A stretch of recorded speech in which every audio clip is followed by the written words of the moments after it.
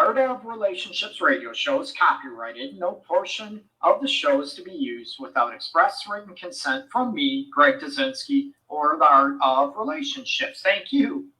Welcome to the Art of Relationships show. Greg welcomes live calls from listeners in helping with numerous marital and relationship problems. There will be no more tit-for-tat arguments. Greg gets to the root of couples' challenges in a rapid, matter-of-fact format, plus applies compassion and humor. Join in discovering how to improve your relationship and your own life. Listen, laugh, and climax. Greg is a licensed professional counselor in the state of Michigan. To others, he's simply known as Detroit's Love Guru. Hey, everybody. Hopefully everybody's doing okay. Let me get back to, there we go. Okay, now you can see me. Hopefully everybody's doing okay on this Thursday afternoon. Again, peace and love to everybody out there. Thanks for joining in the Art of Relationships show. And you can join in the live discussion down below. I'm trying a new software, if you will, program, and hopefully it's going to work well. Okay, and if there's any audio, any video issues, please let me know. I want to, always about bringing the best to you two to help you guys out to look at, what works best for you guys. Okay, going to be talking about affair-resistant relationships, affair-resistant love is a myth, okay? And people are going to look at me, what do you mean, Greg? We've been together on and off for a long time. And I'm going to tell you something. Long time we trust each other. We have faith in each other. And I tell people all the time that a lot of relationships, you might think you can trust each other. And I want that, of course. But when I say affair resistance is a myth, it's getting more to the concept of, let's face it, if you don't do anything to nurture the relationship, if you don't do anything to make each other feel loved, to feel good, from you, that chances are of an affair are going to happen, okay? You cannot take this for granted to where, our relationship, don't ever have to worry about affair. You have to make sure you are continuing to do what you need to do to make each other feel loved, respected, desired, that type of thing. And we know, I told people all the time, right? It's not a situation to where it's perfect. Nothing will be perfect, but you need to stack the deck in your favor to make sure an affair doesn't happen. And a lot of people look at, and I never excuse, I never go after, excusing or justifying affairs like we talked about. And I've done a bunch of different episodes on affair, about trust building, about those aspects, okay?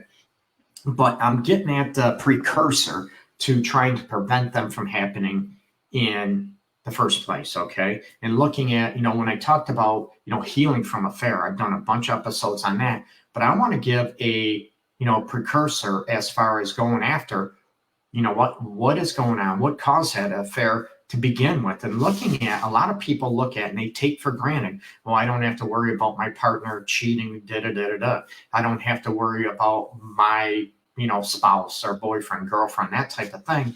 Worry about them cheating. I trust them 100%. However, that trust will erode, and it's looking at what are you doing to keep that in place. It's nothing that can be taken for granted. And I think a lot of people, well, not only I think, I know what happens for a lot of people, affairs are not intentional, right? But I want to stack the deck in your favor. I want to help you sort of prevent the opportunity for affairs happening, okay? And during this time of COVID and lockdowns and everything else, stress going on, protests, it's very, very difficult to stay focused and stay connected, right? You have to deal with work, the kids, maybe ill parents, those type of things. And it's very, very easy for us to get distracted from one another. Maybe you're arguing all the time, you're fighting all the time, and you don't feel loved. You don't feel connected. And then what happens? You go, hey, Rhonda, I appreciate you joining in. Thank you. And what happens, one person chirps in that person's ear, be it your husband, your wife, that type of element. And it's not necessarily, it shouldn't happen. I know that. But let's face it, we want to feel good from our partner. We want to feel loved. We want to feel connected.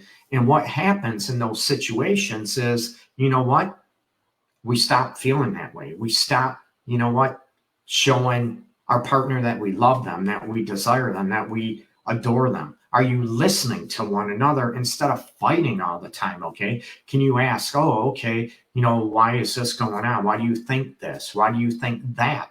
Instead of arguing and combative and being, that you're, being defensive, that you turn things into working together as a team instead of an argument. Okay. And it's looking at this type of aspect. Are you criticizing one another, versus giving each other accolades, giving each other compliments, giving each other, simple appreciation, gestures, words, those type of aspects. And the one thing I mention on a lot is, with couples in place and everything else, we tend to fall in love with someone that makes us feel good about ourselves, right? Sounds logical, sounds easy to go after. No, it's not easy, but looking at those avenues, you know what? Hey, Fred, what's happening? Robbie, I appreciate you guys showing up. What happens is we stop making our partners feel good about themselves and we start being critical. Hey, Tony, what's up, man? And being critical and being, maybe overly critical, and start looking at the good that is on in the relationship. Okay. When that erodes, when we stop feeling good about ourselves in the relationship, it opens up the possibility for someone else to step in. Okay. Not that it's excused. Now, I want to make sure I'm not taken out of context or, big time. Okay. I don't want people to be able to go, oh, Greg said, guess what? Affairs are okay because this happens. No, that's not justifying. So I want to make that very clear. It's looking at what are you doing to, little gestures on a daily basis, little compliments. And I get into, more specifics about making each other feel good. Oh, I love you. Well, what do you love about each other? Can you look at the specific deeds? Can you look at the specific actions, gestures that your partner is doing on a daily basis instead of, taking it for granted? Because when you stop making each other feel loved and adored, let's face it, stuff is going to happen. It's going to go sideways real quick.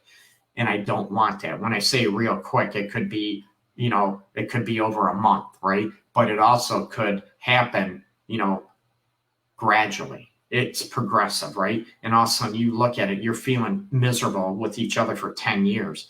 But you look at if it was set in place a lot more, quicker, a lot more easier back then, maybe it wouldn't last those 10 years. Okay. So you look at those simple gestures, going back to being specific about, making each other feel good about themselves and about you in a relationship. You know what? Oh, you're a great wife. Oh, what about me makes a great wife? Oh, you're a great husband. Well, what about me? What about me? What am I doing to be a great husband? The more specific you can be, the better, right? I love how you handle the kids. The kids fighting and arguing with each other could have went a lot worse sideways. You stepped in and handled it. And you know what? You did it with, respect. You handled it. You were smooth. I love how you handled it. The more specific you can be, the better. Oh, I love how you turn, sense of humor, that you joke around with people, make them feel at ease and more comfortable around situations. The more specific you can be like this, guess what? The person's going to feel recognized. They're going to feel noticed. They're going to feel appreciated, for them as a person, not just gestures, but who they are. But it's very easy for us, and believe me, I've been there. I'm guilty of this too, to start picking apart what our partners do to annoy us, right? What do we do to piss each other off? That's easy. I can tell people all the time, in my office or, doing virtual sessions now, looking at the situation to where,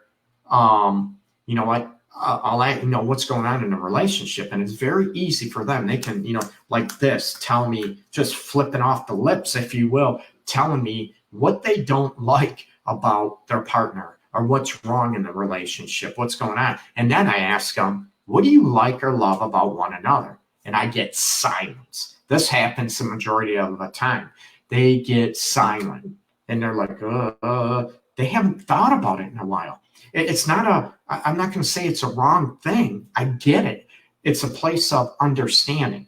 And I don't want it to go sideways to look at the situation. Well, oh, see, she don't know what she likes about me. Well, he don't know what he loves about me. And they bash each other. And I stop that right there. Maybe it's because you haven't focused on this. Maybe it's because you're not identifying the hurt and the pain that you both are feeling in the relationship. You're not feeling loved. You're not feeling liked. So it's very difficult to start looking at the positive qualities in each other, right? Versus the pain and everything. That's what I want to stop and look at. Like I said about, a fear resistant relationships are a myth if you do not work on these things and make each other feel good. And, look at the good things they do. Notice the gestures. You know what, man, we were at your work, get together or whatever. And, the way you talk with people, the way people come to you for advice and stuff. It's so cool. I admire that. It's awesome. Be specific in the details that your partner does. You know what? Don't just go generalize. And a lot of my clients might be listening or whatever. They might know me when I say this, and I say it often. I want people to go from, the generalization to more specific gestures. What is it specifically that you need to feel loved? What is it specifically that you like about your partner, love about your partner, admire about your partner, right? Remember, when we feel good around people, when people make us feel good about ourselves, right? We tend to be drawn to them. Let's face it. We don't want to be around someone that rips us apart all the time. Let's be real. However, that doesn't mean that you can't have constructive criticism in a relationship. And this is one thing that might lead somebody to have an affair too, that they can't take constructive criticism. They can't look at themselves and be self-aware and look at, okay, what can I do to be a better partner? What am I doing to be annoying? What am I doing to cause battles? What am I doing to make my partner feel uncomfortable? That type of aspect. And if their partner says, you know what, I don't feel respected when you did this. Oh yeah, you don't make me feel respected, did it? Turns into an argument, right? Instead of listening to one another, instead of taking, can you take turns, right? Can you say and ask, what am I doing to make you feel respected? You know what? What can I do? And own our stuff. It might not be intentional, but can we own what we do instead of attack and be defensive and, rip out each other's heart and soul, if you will. And that ripping out process might be a slow it might be one little step at a time. You get me? It might be a gradual thing. You rip a little piece off, then you rip another piece off, then you rip another piece, and then pretty soon, what happens? Your partner's love or your partner's heart and soul for you is gone. So I'm trying to avoid that and being able to look at, what, can you listen to what your partner has to say? I'm not about allowing each other, very important. I'm not allowed. When I say about constructive criticism and being open to it and learn what your partner is feeling, I'm not talking about allowing them to disrespect you. I'm not talking about them to keep, bashing you and ripping you apart. I'm not about people, you get me, to be able to be in a relationship and allow them to, feel disrespected, to get treated poorly, to get, abused, that type of situation. I'm not about people selling themselves out. There's a difference between listening and being open to constructive criticism, looking at, okay, how am I making my partner feel loved, desired? I want to know what's going on with them. But of course, I want them in the same response, if you will. I want them to listen to me. And some people, it's one-sided. One time, or maybe you both feel it's one-sided, right? They're not listening to me, Greg. Well, she's not listening to me, Greg, and it turns into this. Well, okay, I get that. You feel that way. What do we do to change it? And I want to look at what your role in is that, okay? So are you able to be self-reflective? Are you able to look at the situation? What am I doing to make my partner feel good about themselves, to feel appreciated, okay? Simple, right? It's not always simple, especially when we're stressed and what, chaotic lives are going on right now in the situation. But I want you to be able to turn, to this aspect and look at, what are you criticizing each other more than you are praising them or giving compliments, that type of thing. These things, when you put these in place, it will help prevent and erode the chances for somebody in a relationship to step out, okay? To be, looking for an affair, that type of situation, or even being open to affair or someone talking to them. You can, step in, someone, what, I'm straight, I appreciate it, I'm flattered, but, I'm straight. I have my lady at home. I have my, husband, boyfriend at home. I'm straight. And you shut it down, right? But when we don't feel good about ourselves in our relationship or marriages, it's very difficult to shut that down, because let's face it, when someone starts, throwing compliments and affirmations, remember, they make us feel good about ourselves. We're drawn to that. So we need to make sure we take care of that at home, if at all possible. And what we're doing to increase that level and making our partners feel good about themselves, okay? That doesn't mean that we ignore the things that are causing us to feel unloved, disrespected, not connected. We need to go after those as well, okay? There is a huge difference between bashing and criticism and trying to learn from one another. And you put these in place, and it will, help avoid the possibility of cheating or an affair in your relationship, okay? So share my video on your timeline. I appreciate it. I want to help as many people as possible. Again, I'm not awake, so I'm probably babbling all over the place. Check out my website. It's in the banner below, theartofrelationships.org.